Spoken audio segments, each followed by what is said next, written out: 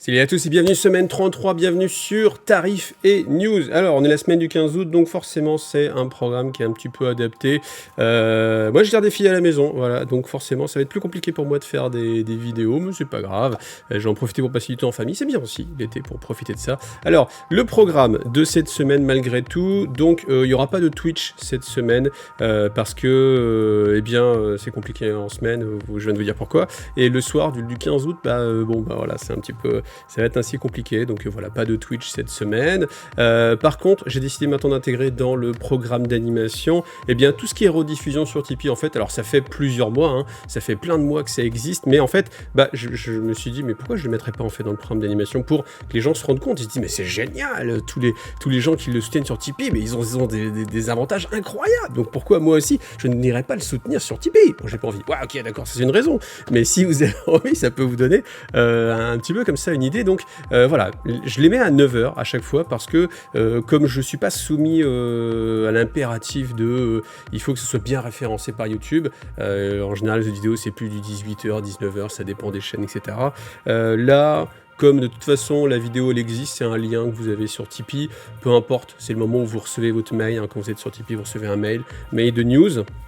Donc mercredi 16 à 9h, mais vous pourrez le voir à n'importe quand, hein, vous aurez la rediffusion du Iggy Comeback. Donc le Iggy Comeback, c'est à chaque fois que je reprends tous les commentaires qui ont été faits, enfin tous les commentaires, ceux qui ont été le plus intéressants, enfin que j'ai jugé le plus intéressant, et puis ça permet de discuter. Souvent on discute de lore, souvent on discute...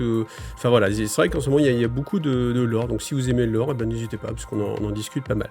Alors justement, le lore, ça c'est le programme classique, donc vous voyez, faites bien attention au logo. Hein. Soit vous avez le petit logo avec la flèche YouTube, quoi, donc ça veut dire que c'est sur YouTube. D'habitude, il y a aussi le petit logo Twitch violet, ça veut dire que c'est sur Twitch en stream. Et là, j'ai mis le logo Tipeee, ça veut dire que c'est de la rediffusion auquel vous avez accès en passant par les news que vous avez sur le site de Tipeee. Donc, le jeudi 17, on aura du fluff sur toujours le lion, hein, je continue comme ça. Là, il y aura pas mal de compas spatial. Vendredi 18, j'ai mis un palmier avec la télé, parce que j'ai envie peut-être de produire un contenu, mais comme c'est un petit peu compliqué de travailler en ce moment, je suis pas sûr d'y arriver, donc je ne suis pas sûr, voilà, j'ai pas envie non plus de me damner, enfin vous voyez ce que je veux dire, donc voilà, je vais essayer de produire quelque chose, peut-être non, donc voilà, je mets cette icône là, et puis comme il n'y a pas de sortie majeure encore une fois chez Games Workshop, le samedi 19, vous aurez aussi une rediffusion sur le défi montage d'armée, donc en fait c'est et de la construction d'armée et le bilan un petit peu de ce qu'on avait mis comme défi en fait avec Mar et puis Anthony. Voilà, donc d'habitude, les rediffusions, je les mets en général le dimanche parce que le samedi, j'ai quelque chose. Souvent le samedi vers 11h, c'est là où on a le droit de parler de la nouveauté de la semaine chez Games Workshop. Donc souvent, j'ai une vidéo d'unboxing ou une vidéo de présentation. Là, comme il n'y a rien, du coup, j'ai décidé de décaler au samedi. Voilà. Alors ça, c'était l'actualité de la chaîne. Maintenant, on va aller regarder l'actualité chez Games Workshop. Donc, ils nous ressortent la Space Marine Vanguard Task Force. Ça existait en tant que Start Collecting il y a quelques temps. Alors, j'ai pas le prix, je sais pas pourquoi. Est-ce qu'ils ont voulu rajouter quelque chose parce qu'il faut combler les manques, hein, on peut raisonnablement imaginer peut-être que Légion Imperialis aurait dû sortir vers ce moment-là et que peut-être les semaines d'après on aurait vu justement des kits ressortir, donc tout ce qui est kit Aeronautica Imperialis ou Adeptus Titanicus reformaté en mode Légion Imperialis. Donc là forcément ils vont pas sortir les kits si la boîte de base n'est pas disponible. Donc il faut un petit peu meubler peut-être. Donc voilà, on a des petites sorties. En tout cas voilà, la Vanguard Task Force. Alors je n'ai pas le prix. Est-ce que ça veut dire que ça va être que pour de la VPC? Est-ce qu'on y aura accès quand même malgré tout? Difficile à dire. En tout cas, je pense que ça coûtera plus cher qu'à l'époque de la Start Collecting. Ça me paraît plus ou moins certain. Ensuite, vous avez ces figurines là, voilà, le Captain Wing Relic Shield et le lieutenant avec le Storm Shield. C'est pareil, je vais pas avoir le prix, mais figurine qui était sortie déjà il y a pas mal de temps. Le Master of Possession, voilà, c'est pareil, pas d'idée sur le prix. Par contre, sur Kill Team, là on va avoir des choses. Alors, déjà, on a l'annuel 2023, donc l'annuel 2023, tout simplement, il va vous compiler tout ce qu'il y avait dans les boîtes qui sont sorties. Alors, l'actualité, elle est assez riche sur Kill Team, parce que tous les 4 mois, on a eu une nouvelle boîte, alors en mode boarding patrol, avec à chaque fois des décors, des nouvelles teams. Souvent, le principe, c'est que vous aviez la plupart du temps, une team complètement nouvelle, avec des figurines qu'on n'avait jamais vues, et l'autre team, c'était une unité que vous connaissez déjà, avec quelques upgrades, une petite grappe en plus d'upgrades, voilà. Et puis vous avez bien sûr des petits fascicules, des petits bouquins. Tout ça, ça va être compilé dans l'annuel 2023. Il va exister en français, et il va être au prix de 55 €. Mais c'est un prix que je trouve un petit peu cher pour ce contenu compile. Pourquoi? Parce qu'en fait, c'est un contenu qui est fait pour donner envie de jouer, en fait, et je pense que ça devrait être plus accessible, parce que vous voyez, là, on est sur un prix. Waouh, c'est le prix du bouquin de la V10, quoi. Je trouve ça cher. Alors que ça devrait être une compile, quelque chose qui est fait vraiment, entre guillemets, pour les joueurs qui, en plus, jouent encore à Kill Team, qui soutiennent ce jeu un peu secondaire, qui a peut-être besoin... je dis pas qu'il a... Enfin, je dis qu'il faudrait peut-être encourager ces gens à continuer à jouer et leur fournir du contenu qui est plus accessible. Et honnêtement, du contenu de jeu qui donne envie d'acheter des figurines, pour moi, je pense que ça devrait coûter moins cher. Parce que là, 55, je trouve que c'est un prix qui tape un peu fort. Ensuite, Felgor Ravagers, donc ça, bien entendu, c'est disponible seul, ça on a l'habitude. Alors, le prix, ça va être 50 €, voilà, 50 €, mais 1, 2, 3, 4, 5, 6, 7, 8, 9, 10 figurines. C'est les prix maintenant chez Games Workshop, hein, voilà, donc rien d'étonnant, honnêtement. Après, c'est peut-être la porte ouverte, hein, pour... Alors, est-ce qu'on va avoir une armée complète un jour de bêtes du chaos? Je sais pas, je suis pas persuadé, en tout cas pas avant pas mal de temps, on verra. On verra. Je sais pas ce que vous en pensez. Dites-moi en commentaire. Est-ce que vous pensez que ça va sortir prestement? Est-ce que c'est simplement du rajout au chaos et puis point barre.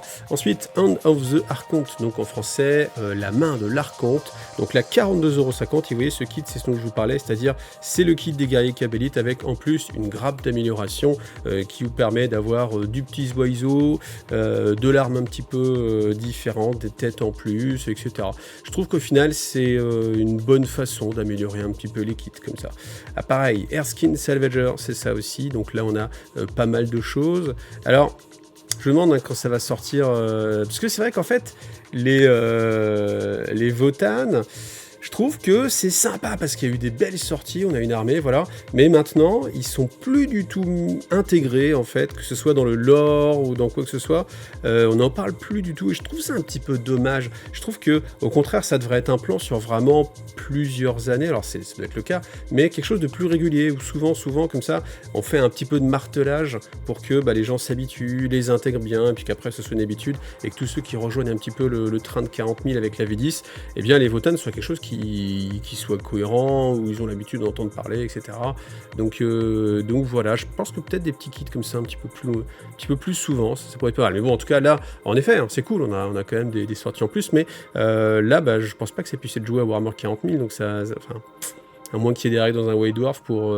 mais bon, je vois même pas trop comment ça pourrait jouer. Ouais, peut-être comme un perso. On peut imaginer des choses. Mais bon, c'est clairement plus à destination de Kill Team dans un premier temps. Et les Airskin Salvager, ça va coûter 50 € aussi. Voilà. Ensuite, Inquisitorial Agent. Donc ça, c'est très très bien parce que ça laisse présager aussi qu'un jour, on aura peut-être le retour, hein, des codex inquisiteurs. Donc c'est de belles figurines en plus, elles sont plutôt pas mal. Alors le prix 42,50 €. Certes, c'est un petit peu plus cher. Après, on peut imaginer aussi que c'est des figurines qui vendront un petit peu moins aussi, parce que là, pour l'instant, c'est pareil. Il n'y a pas vraiment de raison de les acheter pour jouer à Warhammer 40 000, en tout cas. Alors, vous me dites, oui, mais c'est du Kill Team. Mec, pense à Kill Team. Certes, mais Kill Team, c'est un peu une passerelle pour aller vers un tremplin, plutôt, pour aller vers Warhammer 40 000. Donc, il y a toujours sous-jacent cette idée que c'est des choses qui pourront servir dans Warhammer 40 000 et que c'est pas perdu. Tout ce que vous avez dans Kill Team, eh bien, ça va se réutiliser et puis oui, aller faire jouer à 40 000, quoi. Ensuite, Killzone Upgrade Gallowfall. Donc ça, je n'ai pas le prix. Alors du coup, j'ai été regarder un peu le prix des anciennes et c'était intéressant parce que ça, c'était la deuxième boîte, je crois, Cal Obscur. Donc là, juste les améliorations, parce qu'à chaque fois, c'est le même système. Vous avez les murets, comme ça, et dans chaque extension qui sort, vous avez les deux bandes qu'on a vues, plus pareil, une grappe d'extension. Donc après, cette grappe d'extension est vendue séparément pour ceux qui voudraient pas tout racheter d'un coup. Là, 30 € pour celle de Cale Obscur, et pour Supplice et Justice, c'était 50 €. Et tu dis, ouais, ça a quand même pas mal augmenté. Alors après, objectivement, c'est vrai qu'il y a un peu plus de choses, mais après, objectivement aussi, quand on regarde ça avec du recul, parce que c'est vrai que quand on vit ça au jour le jour, voilà, mais à part regarder les prix, vous voyez là, je reviens de vacances en fait, j'ai eu les vacances, etc. Il n'y a pas eu trop de sorties, et au final, ça fait bien un mois que je me suis pas trop intéressé au prix. Et en fait, quand on regarde les prix comme ça, tu te dis 30, 50, et puis là, ça par contre, ça c'est un des pires trucs, hein, même quand c'était sorti, j'avais trouvé ça fou. Kill Team, incontournable de Killzone, 30 €, tu attends 30 € pour des tokens, 6 petites barricades et des... c'est pas donné quand même, et c'est vrai que là honnêtement 50 € pour ça, je trouve que c'est vraiment pas donné. Donc quel va être le prix de cette Killzone? Je pense que ça va peut-être aussi 50 €, un truc comme ça, on verra. Ensuite chez Forge World, on a une magnifique figurine, le Praetor, une Tartarus Armor, très réussi honnêtement, je trouve superbe, vraiment ultra détaillé, voilà, donc belle figurine. Ensuite bon, ça ressort, hein, des bouquins, Warhawk pour siège de Terra, voilà, quelques jolis artefacts, hein, que vous pouvez acheter. Là on sent que sur Warhammer Plus, tout le programme était dédié à Titan, non, là, je vais jamais me trouver, hein, avec Légion Impérialiste, donc forcément ça va nous parler de Adeptus Titanicus, etc. Voilà, donc ça c'était pour les quelques news, mais vous voyez, on n'a vraiment pas grand chose, hein. C'est peut-être même ces boîtes de Kill Team. Alors si on peut se dire, pourquoi pas, c'était quand même prévu qu'on ait du Kill Team là, mais je pense que forcément ils ont dû réadapter un peu leur politique de sortie en fonction de la non-sortie de Légion Impérialis. Alors comme chaque semaine, eh bien, le sondage sur IGTV, donc est-ce que vous allez craquer pour AOS? Et je posais la question, 40% oui, je trouve ça énorme. Alors bien évidemment, les gens qui s'en fichent un petit peu, ils vont pas voter. Par contre, tous ceux qui se disent, ah oui, ils veulent marquer leur intérêt, donc forcément ils vont voter. Donc on peut imaginer que dans la réalité, c'est un peu moins, mais quand même, quoi, 40%, c'est assez énorme. C'est-à-dire à quel point, justement, même si City of Sigmar, c'est pas forcément ce sur quoi les gens vont aller, en tout cas, eh ben, cette actualité, le fait qu'il y ait des belles sorties comme ça te donne envie de jouer, soit avec, soit contre. Et là, 40%, je trouve que c'est quand même assez énorme. Et j'avais mis quand même, j'attends Légion Impérialiste un peu pour le fun, en disant que sans doute certains allaient voter. Et il y a quand même 11% des gens qui ont voté pour. Donc en effet, ça laisse présenter de bonnes choses. Mais Légion Impérialiste, j'ai un bon feeling dessus. On va en reparler un petit peu tout à l'heure, en fin de vidéo ou en milieu de vidéo, je vais en reparler un petit peu. Mais je pense qu'il y a vraiment un bon feeling sur Légion Impérialiste. Alors après voilà, il y a aussi une part un petit peu sombre de cette pièce-là, mais on va en parler dans tout à l'heure. Voilà, tout à l'heure. Alors je vous dis, hein, comme il n'y a pas trop de news, on nous sort de la news jeux vidéo, donc Warhammer 40 000 Tacitus, qui célèbre sa première année. Voilà, c'est dire si on n'a pas grand-chose à se mettre sous la dent pour aller avoir une news sur le... Ouais, ça fait un an que ce jeu vidéo est sorti, formidable. Du coup, question, sondage, est-ce que vous jouez à des jeux vidéo Warhammer 40 000 ou pas? Voilà, et ça va être juste la question, comme ça, voir si c'est produit dérivé, parce que j'ai l'impression que cette licence Warhammer 40 000, elle est ultra utilisée dans les jeux vidéo, et je le comprends, parce que c'est facile comme ça de pondre un univers. Imaginons que vous avez envie de sortir un jeu de cartes, bon bah voilà, s'il faut essayer d'attirer le chaland, ça va être compliqué. Par contre, si vous dites, hey, tu aimes Warhammer 40 000, regarde, je te propose de les jouer, etc. Cette licence, elle est vraiment forte, et avoir une licence, c'est là où on voit tout le travail qu'il y a à faire en moins, entre guillemets, mais tout le travail qui a été fait depuis des années, eh bien, les gens se l'accaparent dans le jeu vidéo, et c'est pour ça que c'est super d'avoir une licence comme ça. Donc voilà, est-ce que, sondage de la semaine, vous jouez à des jeux vidéo sur Warhammer 40 000 ou pas? En tout cas, moi, je sais que j'attends avec impatience Space Marine numéro 2, je pense que je ferai pas mal de vidéos là-dessus, donc en attendant que ça arrive, ça devrait être pour la fin d'année, je crois, et bien voilà, n'hésitez pas à répondre au sondage. Et à ce propos, comme je suis partenaire avec Games Planet et qu'il y a une extension pour Total War Warhammer, eh bien vous avez un lien et un code promo, simplement Iggy, aussi simple que ça, et qui va vous donner 19% de remise sur l'achat du jeu, enfin de l'extension. Donc voilà, n'hésitez pas, si vous avez envie, je vous mets aussi le lien dans la description de la vidéo pour aller chez nos amis de Games Planet. Alors en parlant de partenaires, je vais aussi parler de tous mes partenaires, vous tous, qui me permettait en fait de vivre tout simplement en liberté. Pourquoi je dis ça? Parce que dans les commentaires que j'ai eu récemment, il y en a un qui m'a mis un méga commentaire de la mort et du coup c'est vrai que ça m'a fait réfléchir. En fait, ce qu'il expliquait tout simplement, c'est que, je vais le faire très simple hein, parce que sinon on peut en discuter des heures, mais qu'il y a une sorte de chantage monétaire qui existe en fait dans notre vie, en tout cas dans notre mode de vie, à savoir que il faut de l'argent, si t'as pas d'argent, tu peux pas vivre tout simplement. Et c'est vrai que c'est con, dit comme ça. Mais au final, c'est vrai que quand tu réfléchis, tu dis bah on en est tellement habitué que oui, ça paraît logique, mais au final, c'est vrai qu'on est tellement soumis à l'argent, tout simplement, parce que bah voilà, faut avoir une maison. Alors on peut la construire soi-même, oui, mais il faut acheter des outils, on peut les construire soi-même. Alors oui, là, ça devient compliqué, les matières premières, ça devient compliqué, et puis après, bah faut manger, etc. Puis si vous regardez cette vidéo, il sans doute que vous avez de l'électricité chez vous, il faut aussi la payer, même si on produit sa propre électricité. Alors je pense pas qu'il y ait grand monde qui soit capable de fournir suffisamment. Et puis quoi qu'il arrive, si vous regardez, c'est que vous avez des composants électroniques qui sont en train d'être utilisés dans vos mains ou devant vos yeux. Et c'est vrai que on vit là-dedans. Et bon, voilà, moi je vais pas épiloguer là-dessus. Par contre, ce qui est certain, c'est que il faut avoir la possibilité de gagner de l'argent. Et moi, j'ai cette possibilité grâce à vous, ceux qui me soutiennent sur Tipeee, ceux qui vont faire des achats sur MyHobbyPlace par exemple. Ça, c'est ce qui me permet à moi de pas subir en fait ce chantage monétaire et entre guillemets de m'épanouir et faire une activité, avoir la liberté dans ma vie. Alors, on est libre dans un certain carcan hein, toujours, mais de faire en tout cas quelque chose qui me plaît et de faire un travail qui me plaît. Voilà. Je ne sais pas combien de temps je le ferai, je ne sais pas jusqu'où ça ira, mais en tout cas pour l'instant c'est un fait. Point barre. C'est ça qui est important, c'est que maintenant, à l'heure actuelle, je peux faire ce qui me plaît parce que vous me soutenez sur Tipeee, parce que vous faites vos achats sur MyHobbyPlace, et puis voilà. Et rien que ça, eh bien, c'est un grand merci, un énorme merci. Alors, je vous dis merci toutes les semaines, mais c'est des fois plus un merci automatique, et c'est vrai que là, ce message, ça m'a fait prendre conscience. Enfin, de la chance, je me sens assez chanceux, hein. Ça c'est certain, je vais pas le renier, parce que c'est quand même superbe de pouvoir partager sa passion, et que ce soit le cœur moteur qui fait vivre ma famille, en fait, c'est super. Enfin, que demander plus, quoi. Enfin, c'est déjà énorme. Donc, je remercie aussi les tipeurs, parce que là, toutes les semaines encore, même si c'est un mois hyper calme, le mois d'août, on a des gens qui me soutiennent sur Tipeee, donc merci Damien, merci énormément à Mephisto pour ce gros coup de tip, c'est vraiment super génial. Merci Ragnar, parce que chaque semaine presque, je note sur mon petit papier Ragnar, je l'ai en tête et à chaque fois je suis lancé et j'oublie, donc merci beaucoup Ragnar.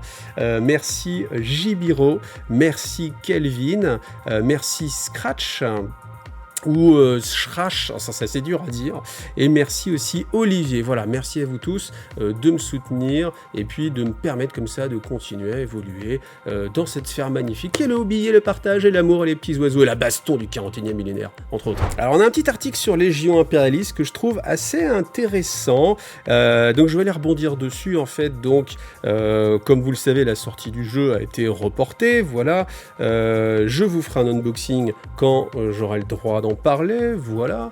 Bien sûr, il se passe des choses de mon côté en interne que je ne peux pas partager avec vous, mais là, je peux rebondir quand même sur cet article, étant donné que c'est un article qui est à disposition pour tout le monde.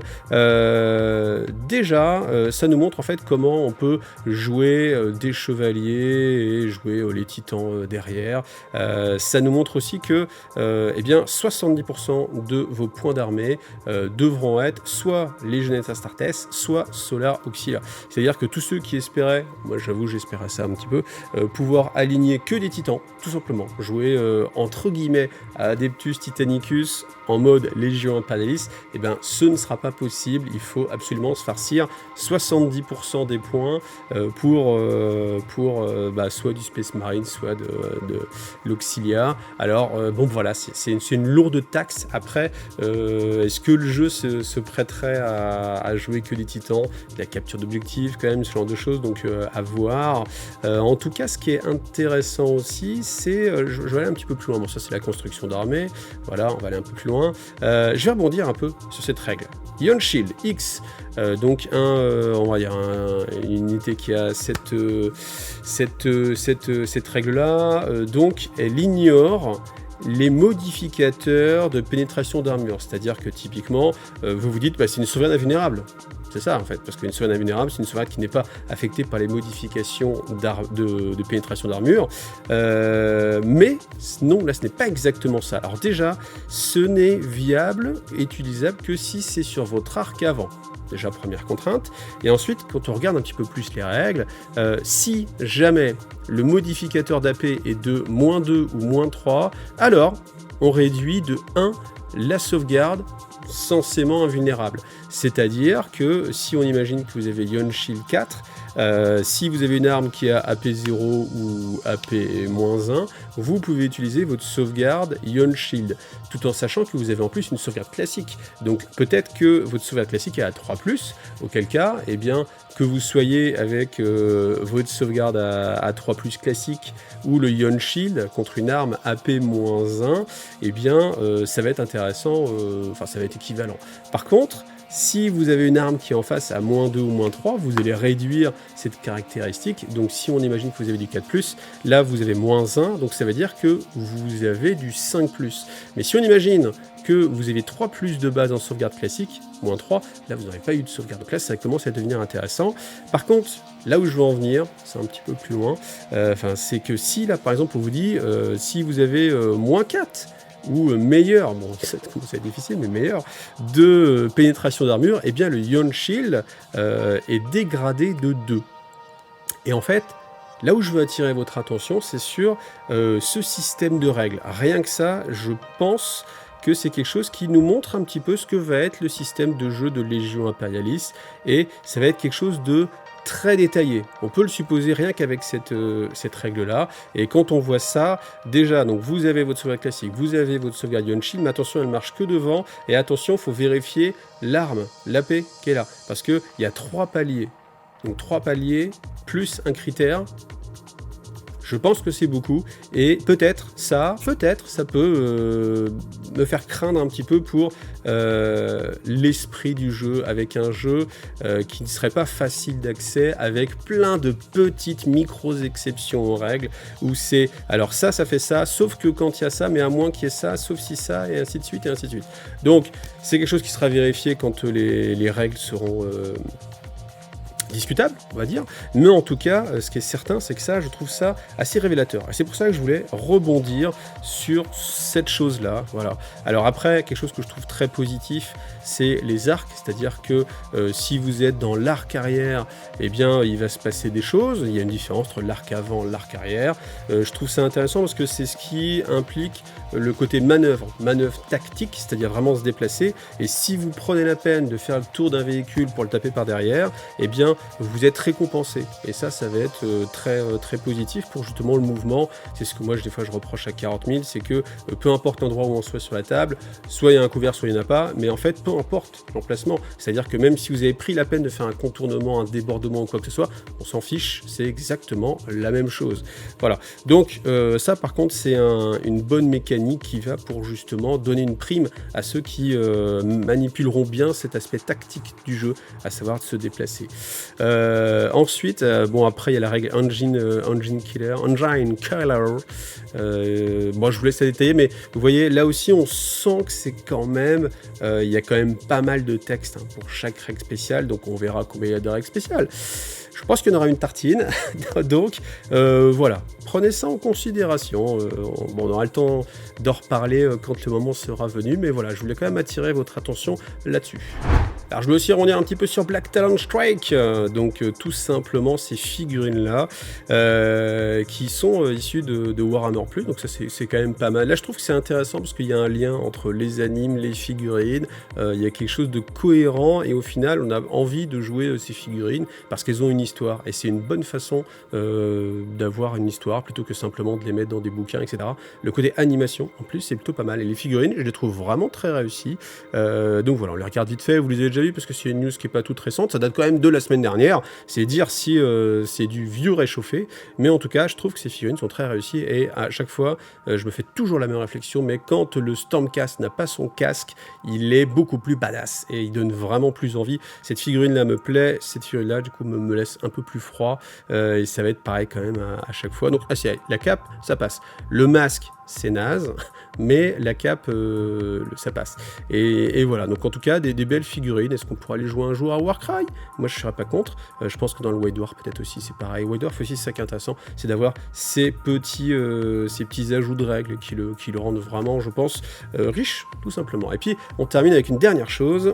Je voulais faire un petit peu de pub, vous partager Handful of Dice, qui est un site internet, c'est pareil, vous avez le lien dans la description de la vidéo. Et tout simplement, ce qu'il a compilé, c'est tous les decks rivales pour Warhammer Underworld. Donc je fais un petit rapide récapitulatif, c'est tout simplement dans Warhammer Underworld, vous devez avoir un paquet de cartes, ce paquet de cartes qui vous sert à jouer, et normalement, il y a un mode de jeu qui était le mode de jeu le plus utilisé, où vous devez construire votre paquet de cartes, un petit peu comme Magic, hein, tous ces jeux de construction de paquets de cartes, sauf que là, le mode rival, c'est que vous avez un paquet qui est préconstruit, c'est-à-dire vous n'avez pas à vous casser la tête, entre guillemets, vous avez une liste préconçue de cartes, et là, eh bien simplement, il va juste refaire le point sur tous les decks rivales qui sont sortis, ceux qui sont sortis du format de jeu, maintenant bien sûr, hein, dans votre association ou au sein de votre vie de famille, vous faites vraiment ce que vous voulez, voilà.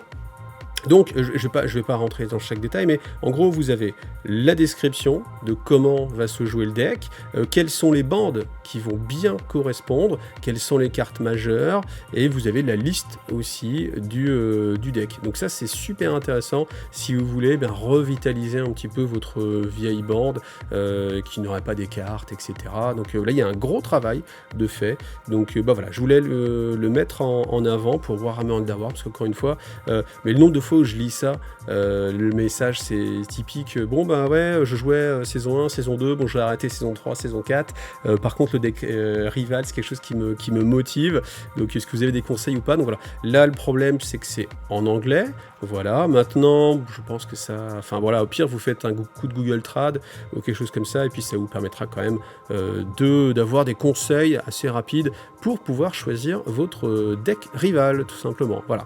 Et bien écoutez, merci à vous d'avoir vu Tarif et News, je vous donne rendez-vous dans une prochaine vidéo bientôt, pas mal de lore, merci à tous ceux qui me soutiennent, encore une fois, passez de bonnes vacances si c'est le cas, et puis voilà, peut-être quelques surprises dans cette semaine. Allez, à bientôt, salut à tous.